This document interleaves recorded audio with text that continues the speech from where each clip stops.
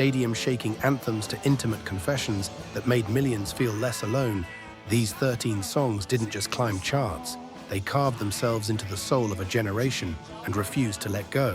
We don't get fooled again. This is Riffly, where we dig deep into the stories behind the music that changed everything. If you're ready to discover the real tales behind rock's most legendary moments, hit that subscribe button right now.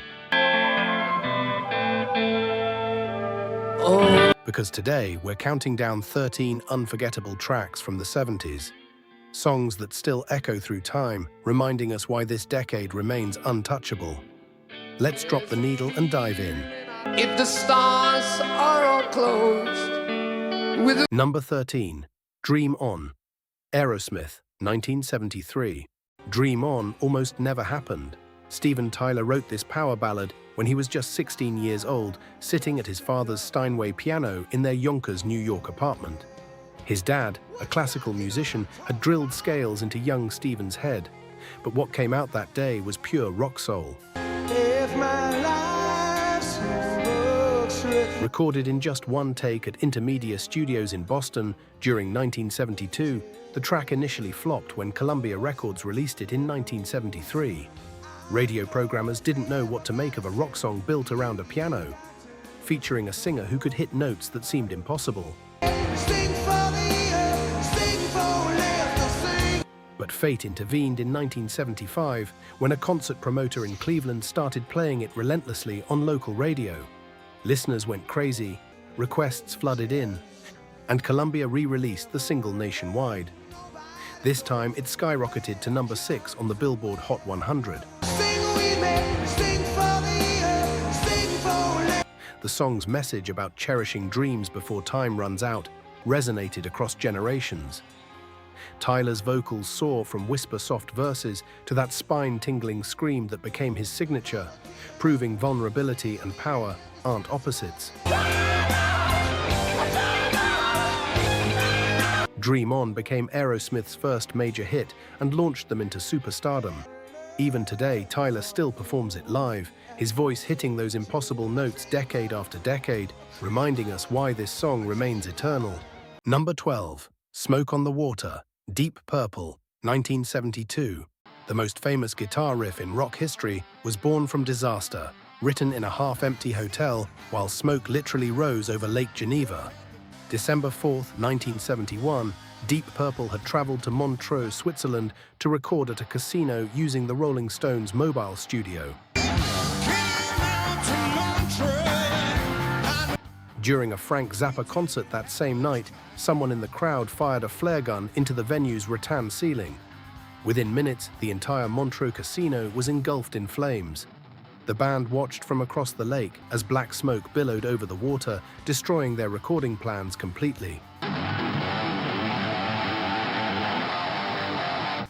Deep Purple relocated to the nearly empty Grand Hotel, and bassist Roger Glover looked out at Lake Geneva and said the words that became legendary: "Smoke on the water."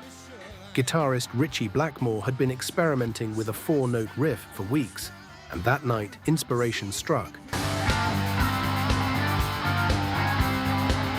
They recorded it in a hallway at the Grand Hotel because the acoustics were perfect. The simplicity of that riff, 4 notes that anyone could learn, became its superpower. Within months, every kid with a guitar was playing it. Released in May 1973 as a single, Smoke on the Water climbed to number 4 in the US and transformed Deep Purple from respected musicians into household names. The song proved that sometimes the greatest art comes from unexpected chaos. Number 11, Hotel California. Eagles, 1976. Hotel California is rock's greatest mystery wrapped in a perfect song. Don Felder created the music first, recording the chord progression on a 12-string guitar in a Malibu beach house. When he played it for Don Henley and Glenn Frey, they immediately recognized something special, something dark and cinematic. Henley crafted lyrics that read like a fever dream, a traveler pulled into a luxurious prison where you can check out anytime you like, but you can never leave.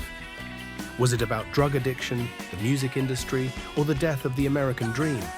Henley has given different answers over the years. And still those voices are calling from far. The band recorded it at Criteria Studios in Miami and the record plant in Los Angeles during 1976. Joe Walsh and Felder's dual guitar solo, recorded over 3 days, became one of rock's most iconic moments. The harmonies, layered 12 times, created an almost supernatural atmosphere.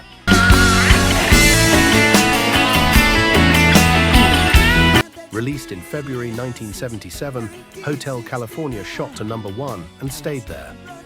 The album sold over 16 million copies in the US alone, and critics who initially dismissed it as pretentious were drowned out by audiences who understood its power immediately. Please bring me my wine, he said, we haven't. The song became a cultural touchstone, referenced in films, covered by artists worldwide, and analyzed in college courses. Hotel California proved that commercial success and artistic ambition could coexist perfectly. Number 10. Freebird, Lynyrd Skynyrd, 1973. Freebird wasn't supposed to be an epic. Alan Collins wrote the chord progression while grieving his girlfriend's death in a car accident, and the music poured out of him, mournful and searching. Ronnie Van Zant added lyrics about a restless soul who can't settle down despite the pain it causes. I'm as free as a bird now. When they entered Studio One in Doraville, Georgia in 1972, producer Al Cooper encouraged the band to extend the original 4-minute demo. Collins and Gary Rossington traded guitar solos, building intensity with each pass, and the song grew organically, stretching past 9 minutes. With you now. MCA Records worried it was too long for radio, but FM stations embraced it completely. Released in November 1973, Freebird became a phenomenon, and the tradition of shouting the song title at concerts started almost immediately, becoming rock's most famous inside joke.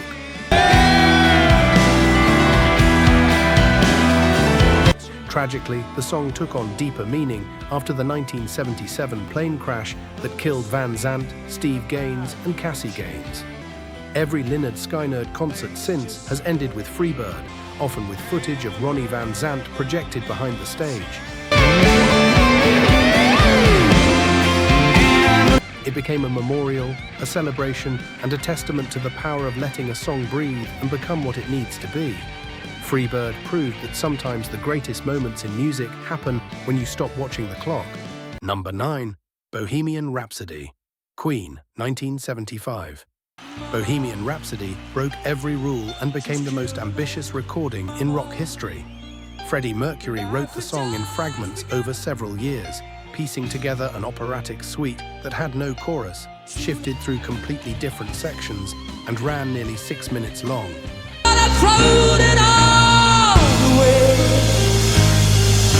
Queen recorded it across 3 studios over 3 weeks in 1975. The vocal harmonies alone required over 180 separate overdubs, pushing the 24-track tape machine to its physical limits.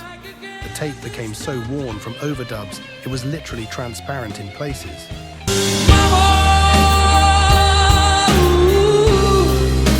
Brian May's guitar solo was designed to sing like a voice, pushing the song's theatrical drama to operatic heights. EMI Records refused to release it as a single, calling it too long and too weird. But DJ Kenny Everett played it 14 times in 2 days after Mercury gave him a copy. The public went berserk demanding it, and the song shot to #1 in the UK, staying there for 9 weeks. It reached number 9 in the US, eventually hitting number 2 when re-released after Wayne's World featured it in 1992. Bohemian Rhapsody proved that audiences were smarter and more adventurous than industry executives believed. It remains Queen's masterpiece, a monument to fearless creativity and Mercury's uncompromising vision. Number 8. Layla, Derek and the Dominoes, 1970. Layla is the sound of a man's heart breaking in real time. Eric Clapton fell desperately in love with Pattie Boyd, the wife of his best friend George Harrison, and channeled that agony into music after reading the Persian love story of Layla and Majnun.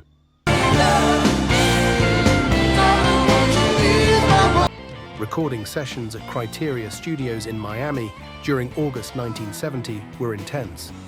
Clapton assembled Derek and the Dominoes, featuring Duane Allman on slide guitar, and the two guitarists created lightning together, trading licks that sounded like voices calling across an impossible distance. Drummer Jim Gordon added a piano coda he'd written separately, creating the song's two distinct movements. That piano outro, delicate and heartbroken, provided the emotional resolution the fierce opening promised, I becoming one of rock's most beautiful passages. Released in November 1970, Layla initially underperformed, reaching only number 51, but FM radio kept it alive, and the song grew into a classic through persistence. Clapton eventually won Pattie Boyd's heart, though their marriage ended in divorce years later.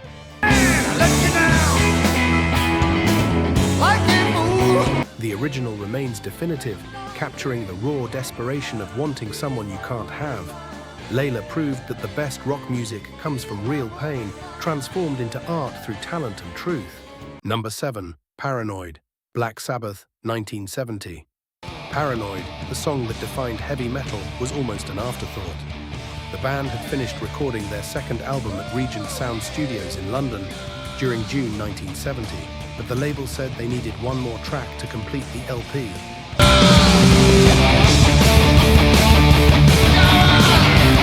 Bassist Geezer Butler and guitarist Tony Iommi huddled together and hammered out a simple, crushing riff in about 20 minutes.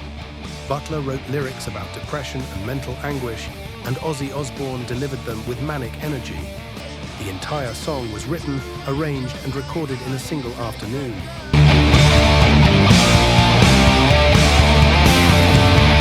Nobody expected it to be special, but when Paranoid was released as a single in September 1970, it exploded. UK audiences connected immediately with its raw energy and honest portrayal of mental struggle. Oh, and the song rocketed to number 4 on the UK charts.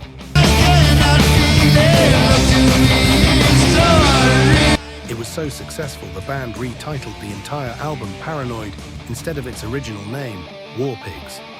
The track's accessibility, just 2.5 minutes of pure adrenaline, made it perfect for radio while losing none of Sabbath's dark power.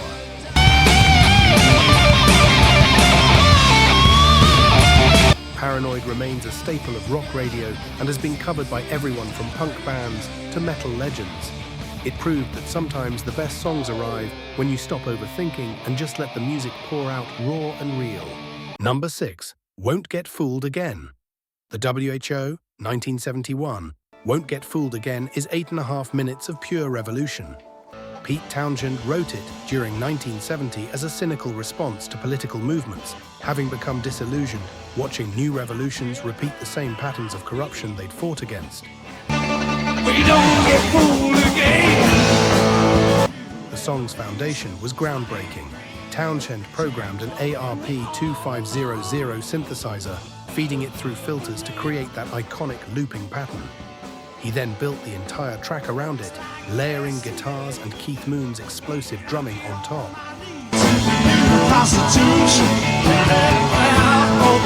Roger Daltrey's scream near the end, lasting over 4 seconds, became one of rock's most legendary vocal moments. Recorded at Record Plant Studios in New York during March 1971, that primal yell was completely spontaneous and captured in one take. Released in June 1971, the song reached number 15 in the US and became an anthem for skepticism toward authority. Its message, that new bosses become the same as old bosses, resonated during the Vietnam War era and continues to feel relevant today.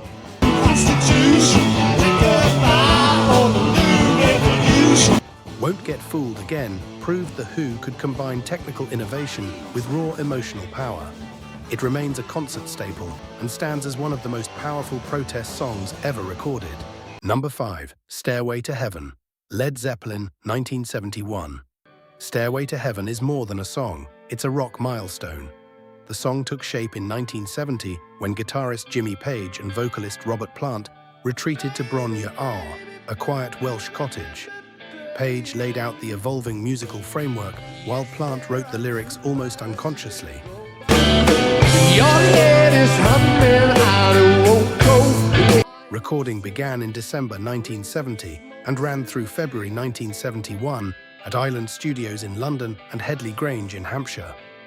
The band captured the song's iconic build from soft acoustic melodies to a thunderous electric climax, creating a gradual evolution that became their trademark.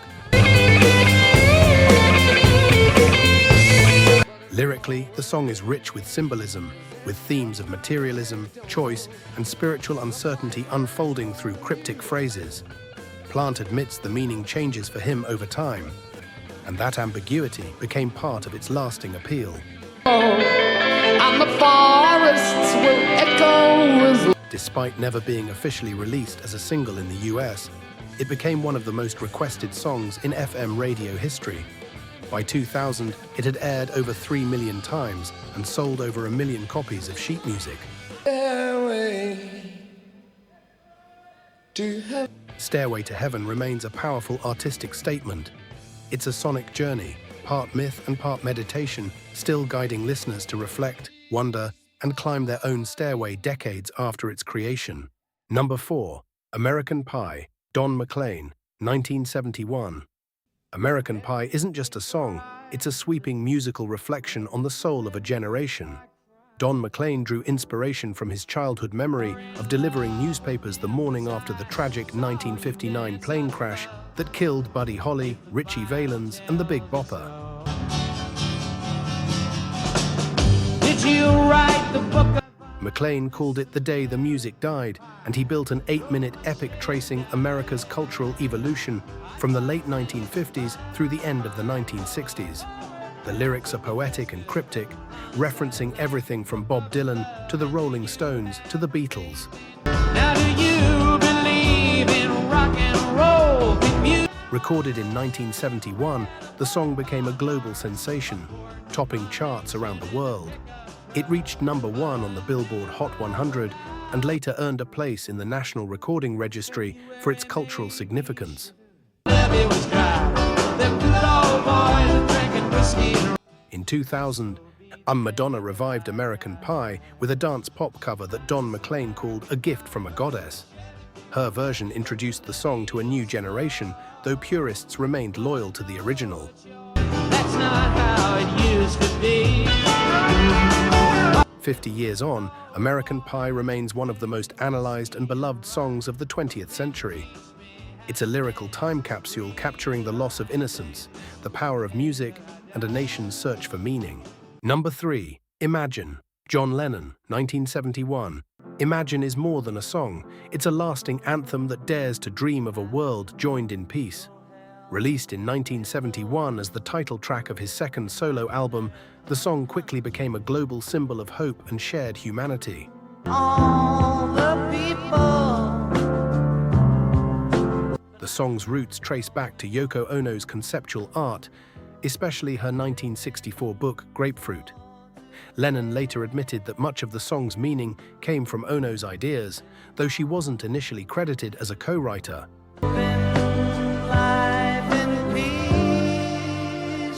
Recorded at Lennon's home studio in Tittenhurst Park, England, with final overdubs in New York City, the track features Lennon at a white grand piano.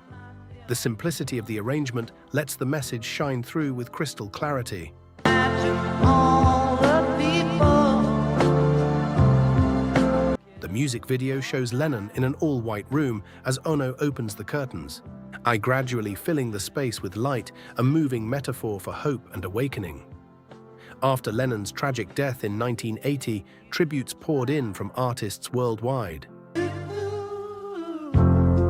You may say Imagine continues to inspire across generations. Its message of unity and peace remains as urgent and relevant today as it was over 50 years ago, proving that the simplest ideas often carry the most power. Number 2. Born to Run, Bruce Springsteen, 1975. Born to Run is Bruce Springsteen's declaration of independence, a song about escape, dreams, and the desperate need to break free. Springsteen spent 6 months crafting it in 1974, determined to create a record that sounded enormous, like Roy Orbison singing Bob Dylan, backed by a Phil Spector wall of sound.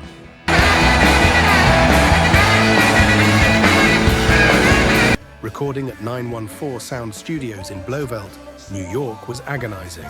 Springsteen worked obsessively, reportedly doing over 1,000 guitar overdubs, searching for perfection. Producer Mike Apple watched as Springsteen pushed himself and the E Street Band to their limits.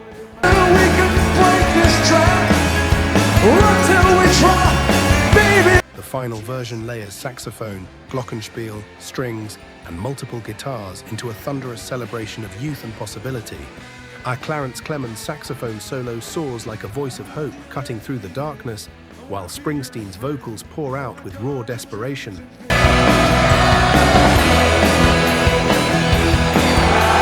Released in August 1975, Born to Run reached number 23 on the Billboard Hot 100 and transformed Springsteen from a cult artist into a superstar.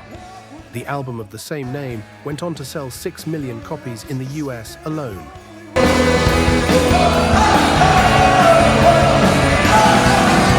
The song became Springsteen's signature, closing nearly every concert for decades. It captured the American spirit of restless ambition and proved that rock and roll could still speak to working-class dreams with poetry and power. Number 1. Superstition, Stevie Wonder, 1972. Superstition is funk rock perfection, a song that proved Stevie Wonder was more than a Motown prodigy. He was a musical genius reshaping the entire landscape. Wonder wrote and recorded it during his legendary creative period, when he was experimenting with synthesizers and taking complete control of his sound. The song's foundation is that clavinet riff, played through a Hohner clavinet, run through a wah-wah pedal. Wonder created one of the most recognizable openings in music history, a stuttering, funky pattern that grabs you instantly and never lets go.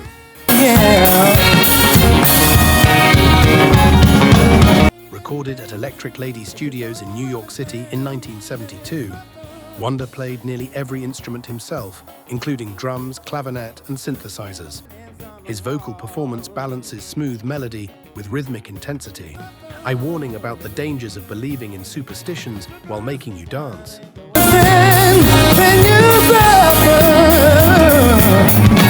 Jeff Beck had asked Wonder to write him a song, and Wonder initially gave him Superstition.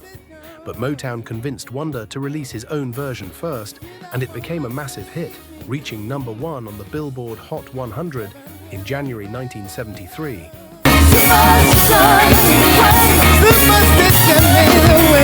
Superstition won 3 Grammy Awards and remains one of Wonder's most enduring tracks. It proved that funk, rock, and soul could merge into something entirely new, and that one artist with vision could play every instrument and still create magic that sounds like a full band at their peak.